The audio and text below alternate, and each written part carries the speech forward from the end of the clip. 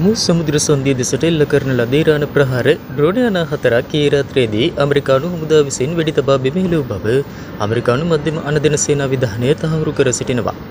ඉරානයේ ක්‍රියාමාර්ගයේ කලාපයේ සමුද්‍රයේ ගමනාගමනයට ක්ෂණික තර්ජනයක් බවයි ඇමරිකාව සඳහන් කර සිටියේ.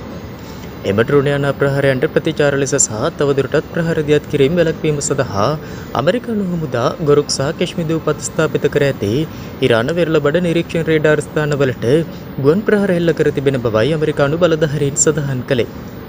මේ අතර ඇමරිකාවේ ප්‍රතිප්‍රහාර වලින් පසුව ඉරානයේ බහරේන් සහ කුවේට්ටේ පිහිටි ඇමරිකානු හමුදා කඳවුරු ඉලක්ක කරගනිමින් බැලිස්ටික් මිසයිල් ප්‍රහාරයක් දියත් කරනු ලැබුවා. සිය හමුදා කඳවුරු ඉලක්ක කරමින් ඉරානයේ බැලිස්ටික් මිසයිල් 7ක් එල්ල කළ බවයි ඇමරිකානු ආරක්ෂක අංශ පවසන්නේ. එම බැලිස්ටික් මිසයිල් වලින් 6ක් ගුවන් ආරක්ෂක පද්ධති විසින් බිමහෙළූ බවත් එක් මිසයිලයක් ඉලක්කයට ළඟා වීමට පෙර කඩා වැටී ඇති බවත් ඇමරිකානු ආරක්ෂක අංශ සඳහන් කර සිටියා. ඉරාන බැලිස්ටික් මිසයිල් ප්‍රහාරය හේතුවෙන් බහරේන් සහ කුවේට්ටේ ජනතාවට ආරක්ෂිත ස්ථාන කරා යන ලෙස දැනුම් දෙමින් අනතුරු ඇඟවීම් නිකුත් කර තිබුණා.